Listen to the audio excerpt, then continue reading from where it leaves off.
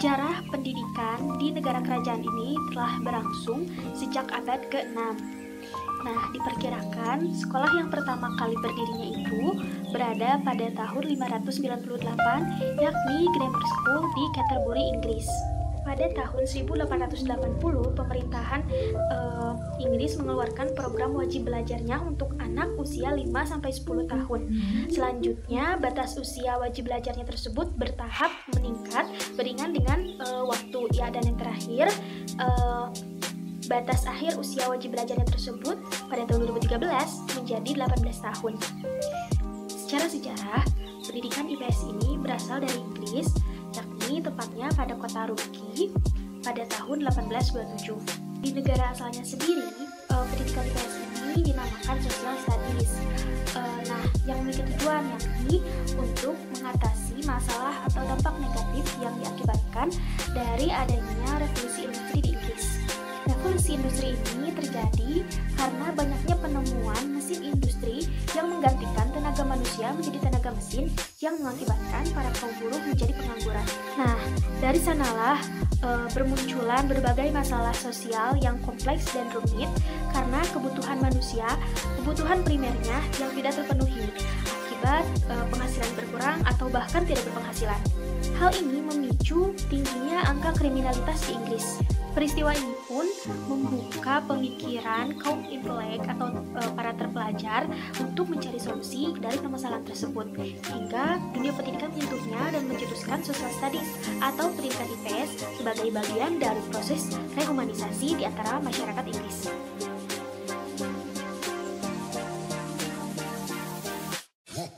Yang pertama ada kurikulum dan konten. Pertama kali IPS dimasukkan dalam kurikulum sekolah adalah di Roorkee, Inggris pada tahun 1827. Sekitar setengah abad setelah revolusi industri, yaitu abad ke-18. Revolusi industri abad ke-18 ditandai dengan perubahan penggunaan tenaga manusia menjadi tenaga mesin. Pemasukan social studies ke dalam kurikulum sekolah juga dilatar belakangi oleh keinginan para pakar pendidikan. Hal ini disebabkan mereka ingin agar setelah meninggalkan sekolah dasar dan menengah, para siswa bisa menjadi warga negara yang baik dalam arti mengetahui dan menjalankan hak-hak dan kewajibannya, dan dapat hidup bermasyarakat secara seimbang, dalam arti memperhatikan kepentingan pribadi dan masyarakat. Untuk mencapai tujuan tersebut, para siswa tidak perlu harus menunggu belajar ilmu-ilmu sosial di perguruan tinggi, tetapi sebenarnya mereka sudah mendapat bekal pelajaran IPS di sekolah dasar dan menengah.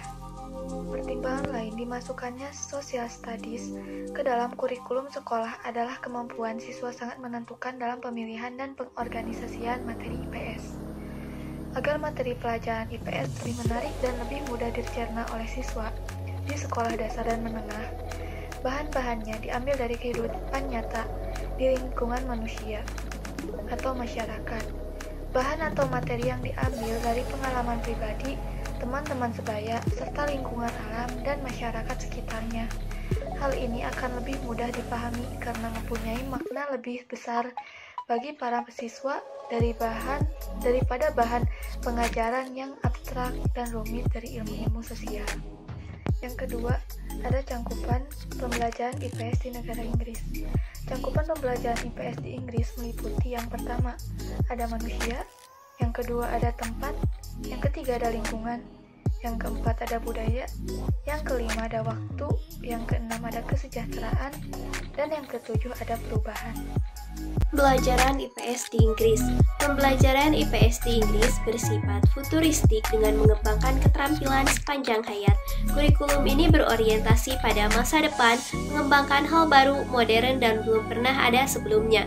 Maka tak heran jika kurikulum yang bersifat futuristik ini disebut sebagai kurikulum yang paling bagus. Tujuan IPS di negara ini adalah untuk mengembangkan keterampilan sepanjang hayat dan akuisisi pengetahuan yang baik secara sosial, dapat diterima dan efisien secara ekonomi, memahami diri mereka sebagai makhluk sosial dalam berhubungan dengan orang lain seperti anggota keluarga, masyarakat, bangsa, negara, kawasan Karibia, dan bagian lain dari dunia.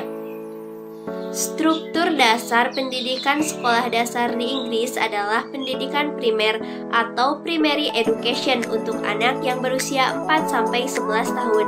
Pada Key Stage 1, anak yang berusia di bawah 7 tahun, dan Key Stage 2 untuk anak yang berusia di bawah 11 tahun.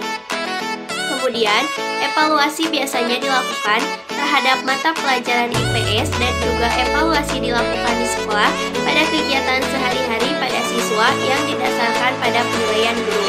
Kemudian hasilnya akan dibahas oleh guru bersama dengan orang tua siswa. Evaluasi akhir dilakukan pada akhir Year 6 yang dikenal dengan nama National Curriculum Test.